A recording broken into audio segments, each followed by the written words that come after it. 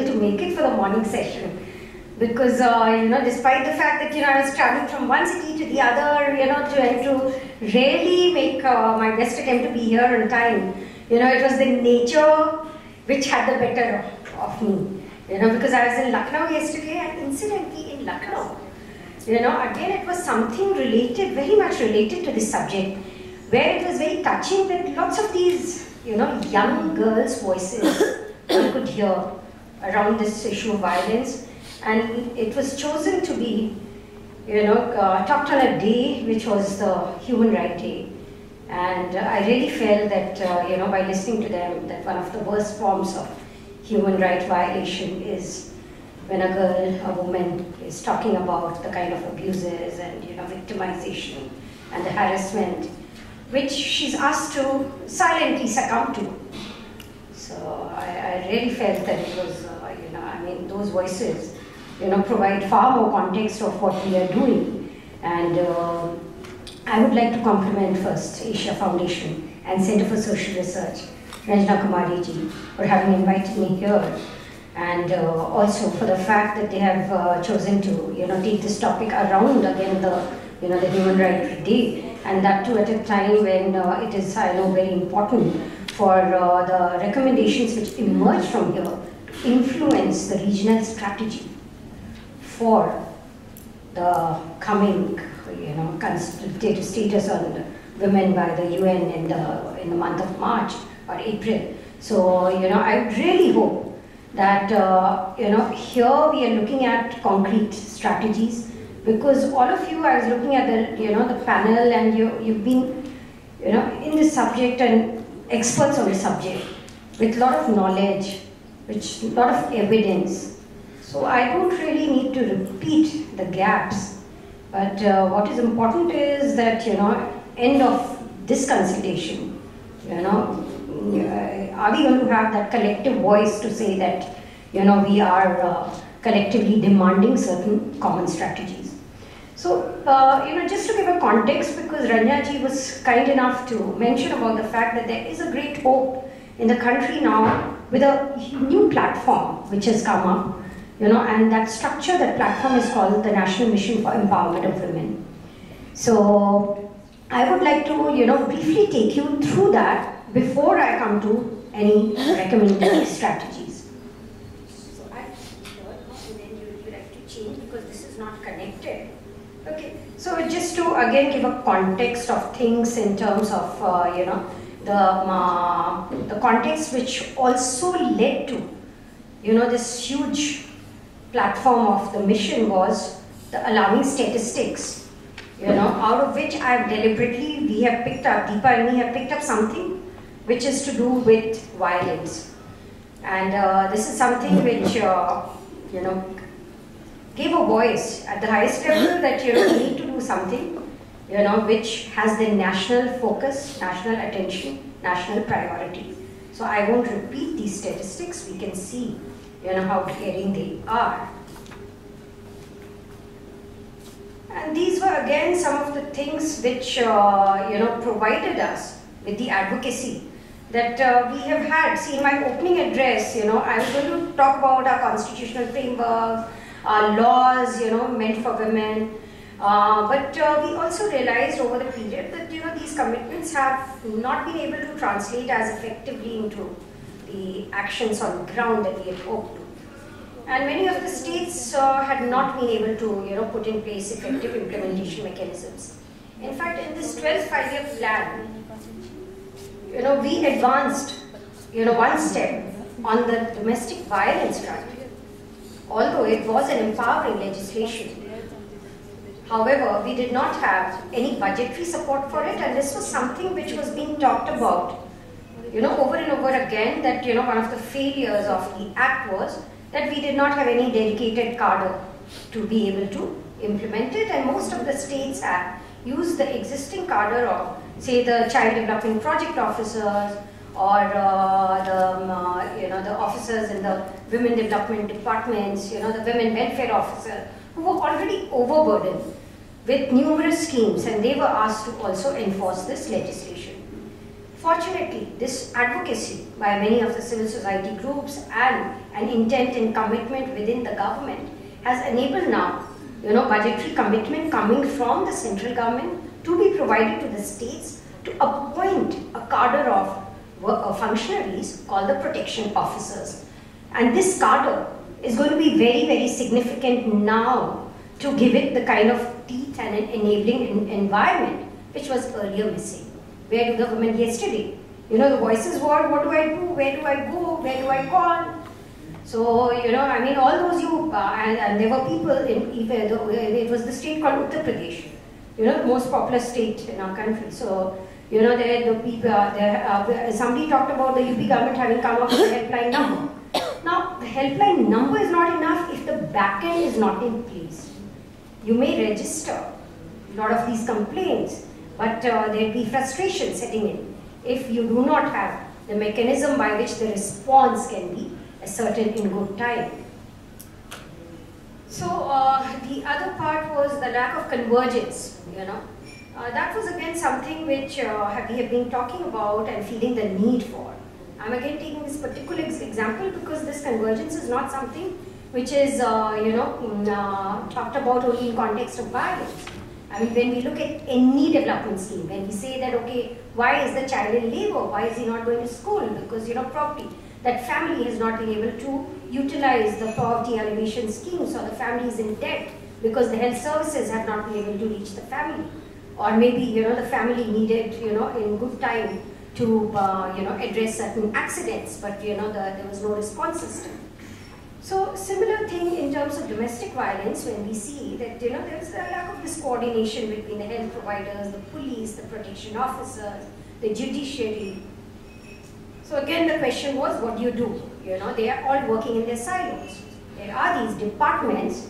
Every department has large number of schemes, and there are budgets also for that. And yet, they are not really being able to complement each other. So, probably one family is getting, or one, person is getting a set of intervention from, say legal service authority. But the other set of intervention, which is supposed to come from the health, is not coming to the same person. So, the end-to-end approach is missing, and the service providers are not being able to talk to each other.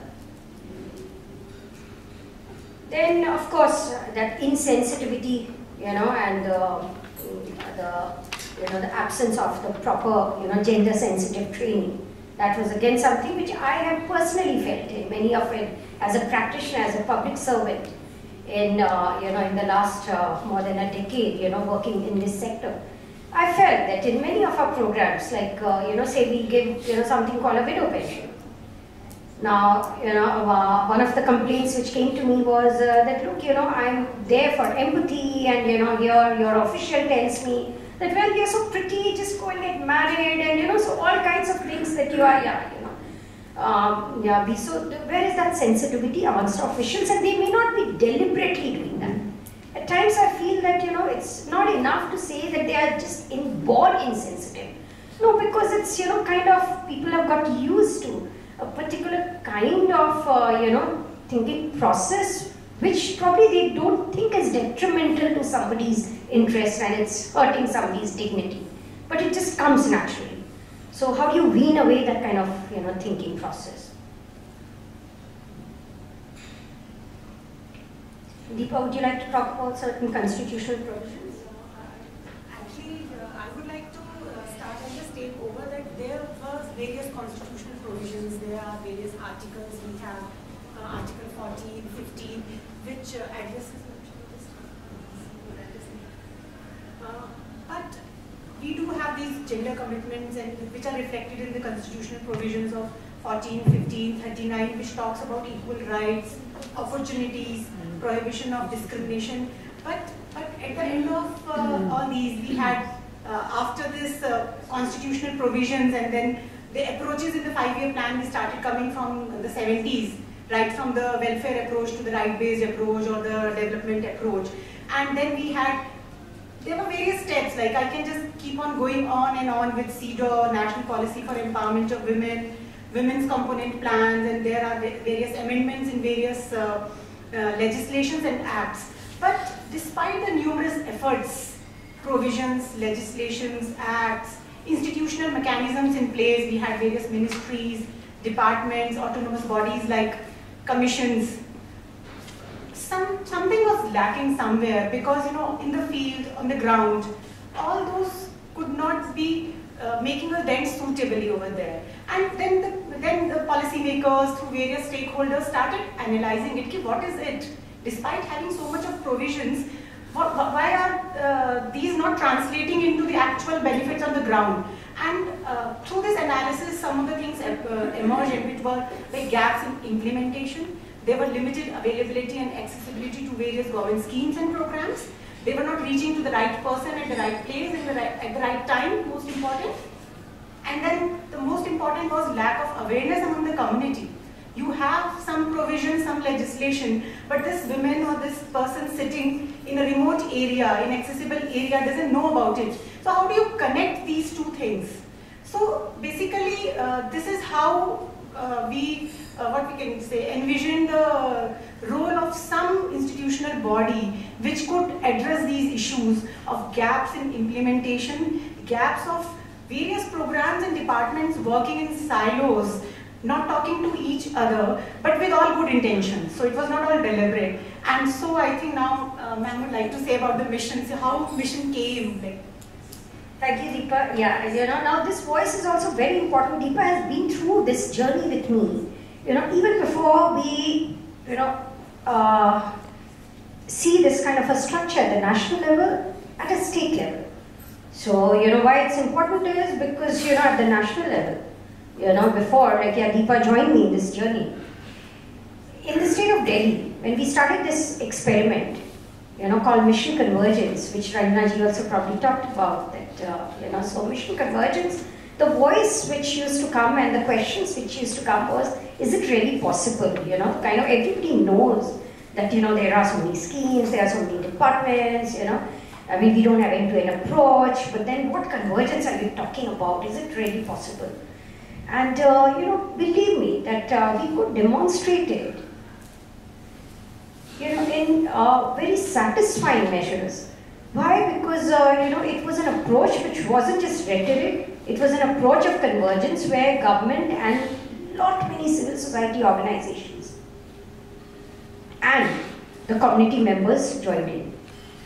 So there again it was like in Delhi, what we saw was that it was a three-pronged approach. On the one hand we were trying to rationalize the policies, and why I'm talking about all this is because for me, violence against women is not something which can ever be seen in isolation. It needs to be put into this, in the mainstream of, the development policy, program of the nation. When we look at like where we place our women, we talk of gender budgeting, we talk of gender mainstreaming, we talk of gender auditing. So whatever name that we may want to give, but then unless we put it right at the center stage, rather than, because this is only a symptom.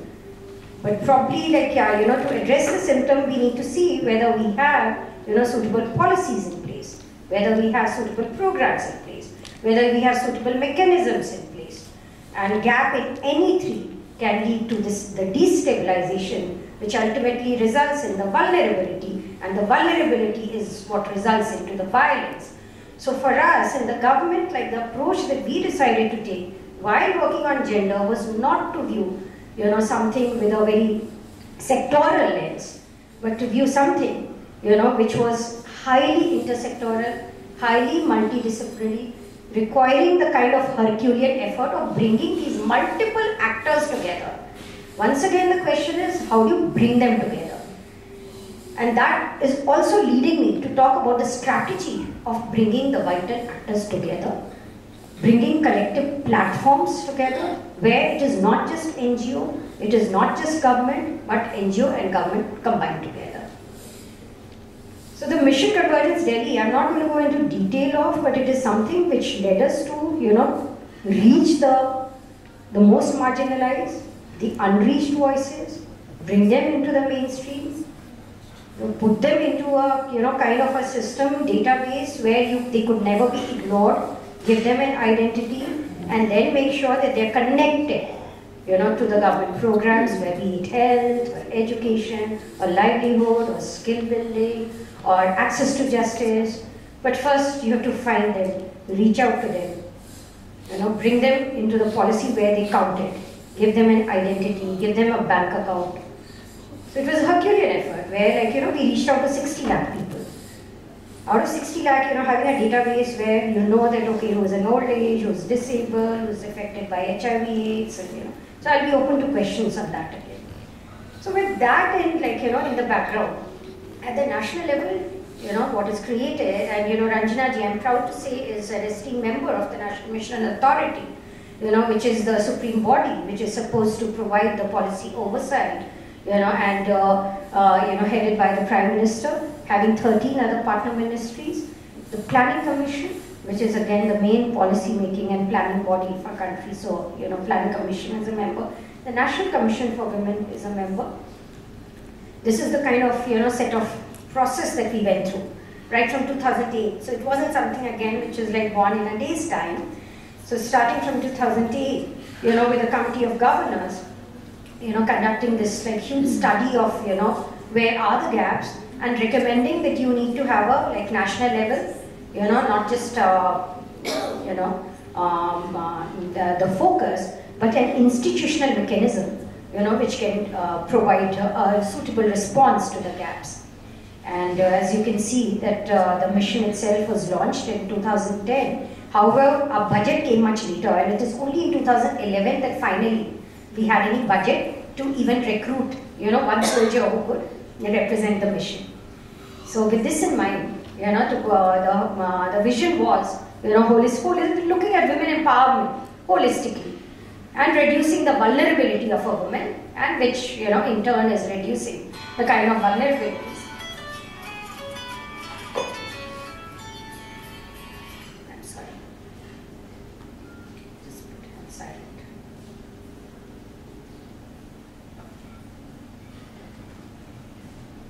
So the mission was, strengthening the intersectoral convergence efforts. And, again, when we started, it seemed difficult at the national level. All the ministries were kind of, skeptical. But by and by, I'm seeing that there's been a lot of acceptance to the effect that the Minister of Rural Development, Mr. Jairam Ramesh, the other day he was addressing a program where he said that, yes, I do acknowledge that we have not had the kind of gender sensitivity in NREGA which we should have had. NREGA is the huge employment guarantee act, which enables every family to have 100 days of guaranteed employment during the year, and it's on demand.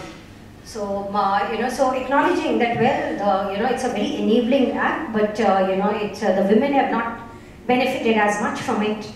And why? Because again, these small mindset things, the cultural stereotypes and the norms which come in. When a woman goes, she said, I heard one of the women saying, we are told, come back with your husband. You can't get where's your husband? So now if somebody's a widow, deserted, separated, more vulnerable to violence, and yet she's the one who's being deprived because you treat the whole thing as a household level entitlement. Ranjana ji would be aware of that it's not actually an individual entitlement. That 100 days is guaranteed for the household.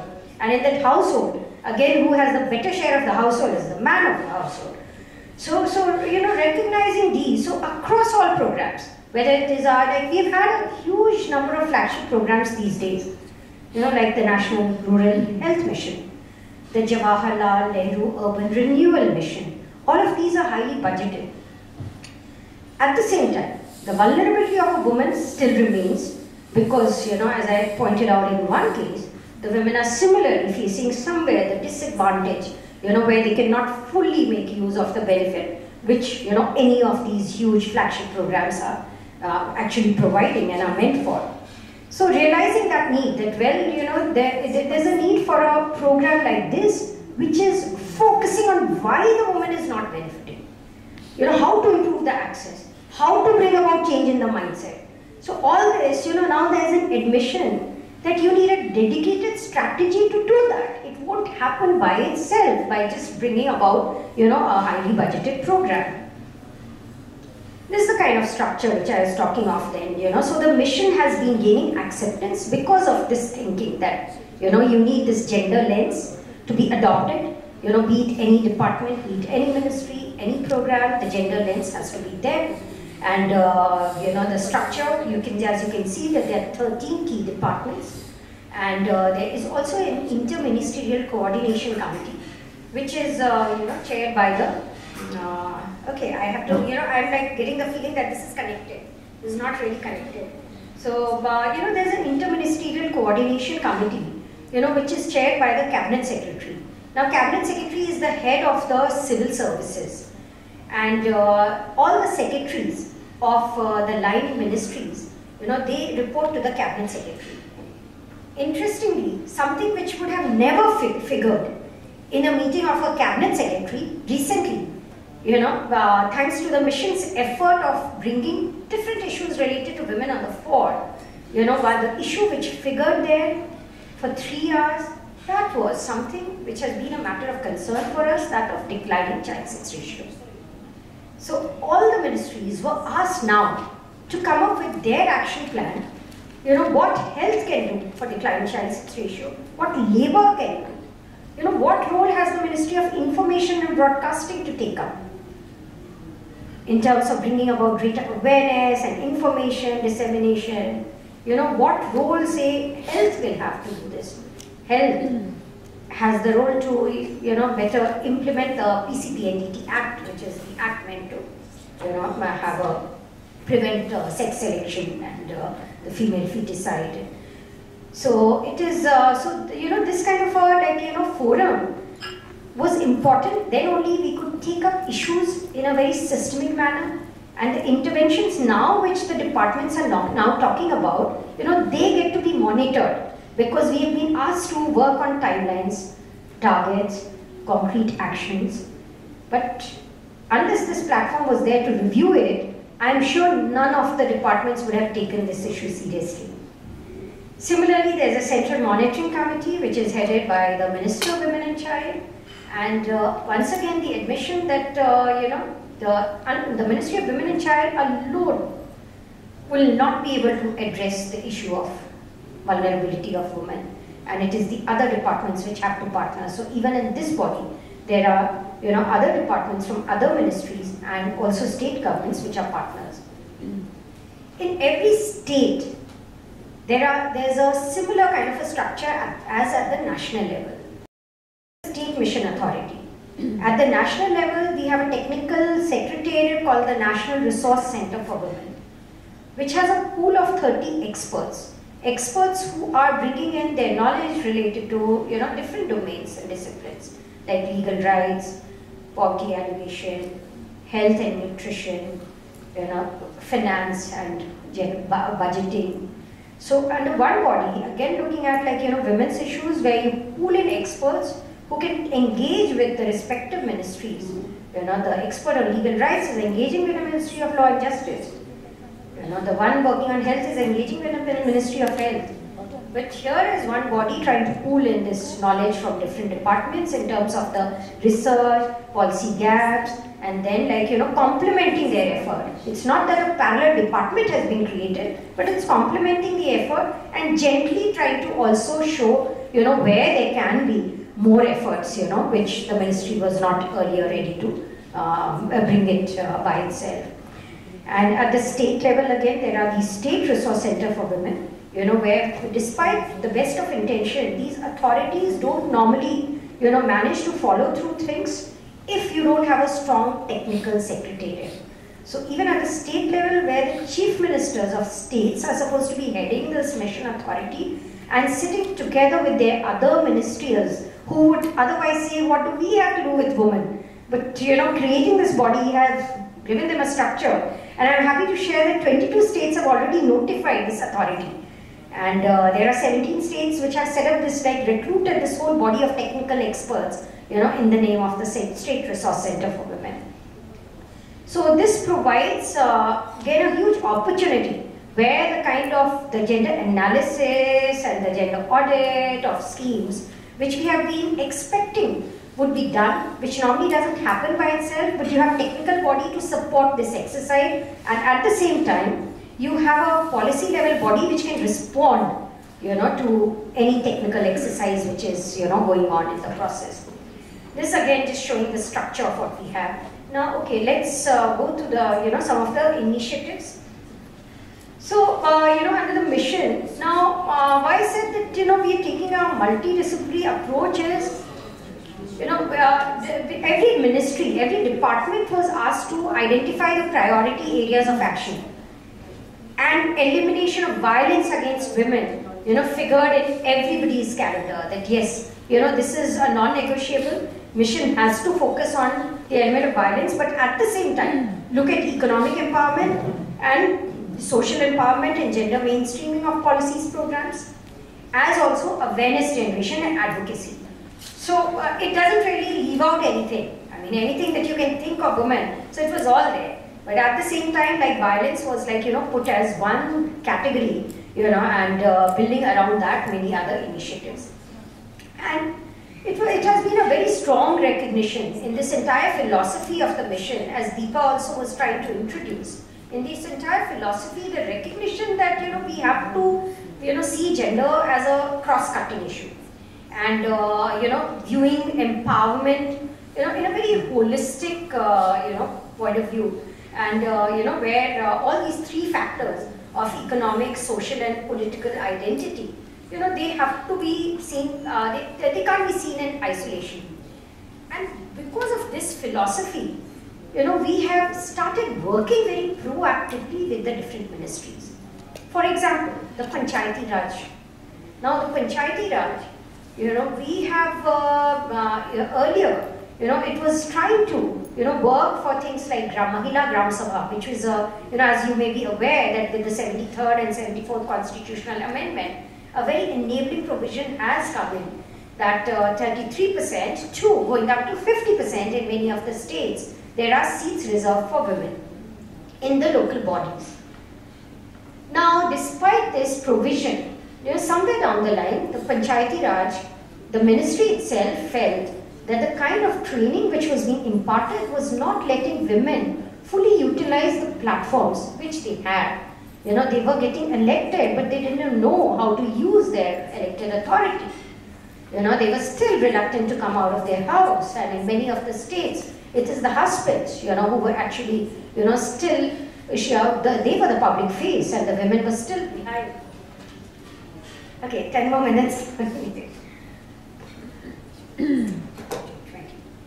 So, it is still the proxy, authority was being exercised. And to change this, now the Ministry of Panchayati Raj realizes that, okay, there is a, mechanism, which is now ready to complement their efforts for bringing greater success out of the, the platforms which they were supposed to provide by the constitutional, mandate, but to give efficacy to it, engaging with all these institutions of political identity. Now, the three-pronged approach at which the mission is working is, reviewing a lot of these laws, the budgets of different ministries, what it means for women. At the same time, the various schemes and programs, as I said, that NREGA being one, the National Employment Guarantee Act, what it means for. So this macro level, this review, the body of our experts are being trained to do that, for different departments. At the same time, the structure level, the administrative structure level is one thing that we are working on very closely with the state governments and with the district administration. This is again something which we saw that the success in the Delhi model, the mission convergence was that we were very closely working with all the district deputy commissioners. Now, deputy commissioner are administrative head. Now, they were asked to form a district convergence forum. And similarly, with this mission, we are asking the districts to form a district convergence forum where the different departments, the law and justice and the home, the police, and so they are going to, for one day in a month, come together to discuss the problems and include the CSOs in it. And the third is, of course, the awareness levels. And awareness levels, there is a particular strategy that we are working on, and the experiment pilot is going on in one of the states in Rajasthan, where a strong cadre of community workers have been created and trained in the various laws. And this is bringing very encouraging results, because they are the ones who are they are not implementing a particular scheme. Every other department is engaging a field functionary to implement a scheme. Here, in our pilot, it is cutting across all schemes. It is just, knowledge, awareness building, and, they're working like a social ambassador, preventing child marriage, getting children into school, girls into school, hearing cases of domestic violence, taking them to the protection officers. So this kind of a link worker was something which was absent earlier, but showing very encouraging result. Now these are the partner ministries which are there in the mission, which you can just have a ministry like Environment and Forest. Now all of them have an important role, for drudgery reduction, and everything is, believe me, connected to the violence paradigm that we are talking about. So any department that we would think would not have an important role, suddenly we are surprised to see that they have a highly significant role. Is the kind of process adopted with huge stakeholder workshops and going from state to state, India being such a huge country. So to get that ownership, where we go and have the Ministry of the RD and micro small enterprises and other ministry represented, and they would ask us, it's Ministry of Women and Child issue, why are you inviting us? And then we used to tell them, you wait and see, you have so much to do on this subject. So all these ministries are their ownership came. I'll not again go into the details of these initiatives, just leave you to see that, how we have mapped out, the initiatives which need to be taken, across all these domains.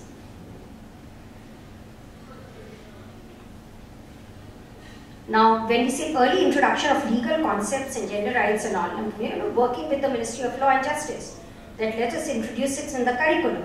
In the curriculum where, and also with the HRD. So these are some of the initiatives through our structured platform of the State Mission Authority and the National Mission Authority that that process is going on.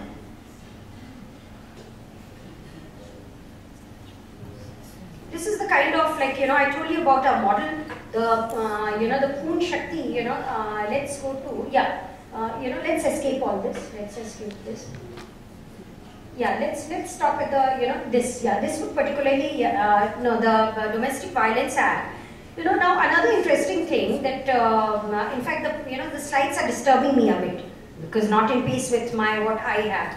I wanted to inform you that, some of the direct initiatives, particularly regarding violence, is something that we decided that, let's start building a monitoring and evaluation tool. And we are grateful to the Lawyers Collective for bringing the, the first such tool, with the Domestic Violence Act, which we intend to now adopt this and use it on an annual basis.